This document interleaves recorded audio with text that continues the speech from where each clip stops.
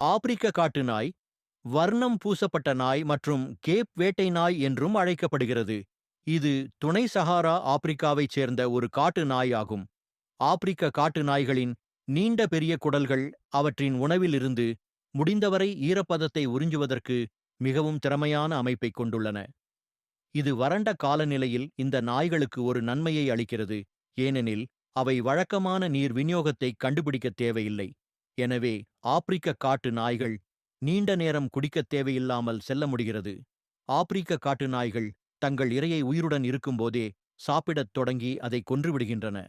சாதாரணமாக போரிட்டுக் கொல்லப்பட்டதைக் காட்டிலும் விலங்கு உண்மையில் விரைவாகவும் வலிமிகுந்ததாகவும் இறக்கும்.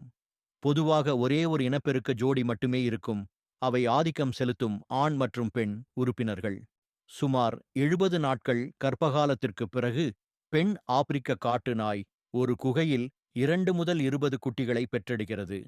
ஆப்பிரிக்க காட்டு நாய்கள் இயற்கையாகவே துணை சகாரா ஆப்பிரிக்காவின் பாலைவனங்கள், திறந்தவெளி சமவெளிகள் மற்றும் வறண்ட சவன்னாவில் சுற்றித் திரிகின்றன.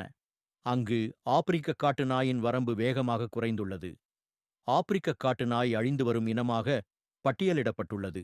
இன்று சுமார் 6600 நபர்கள் மட்டுமே துணை சஹாரா ஆப்பிரிக்காவில் சுற்றித் திரிவதாக கருதப்படுகிறது. எண்ணிக்கை இன்னும் குறைந்து வருகிறது.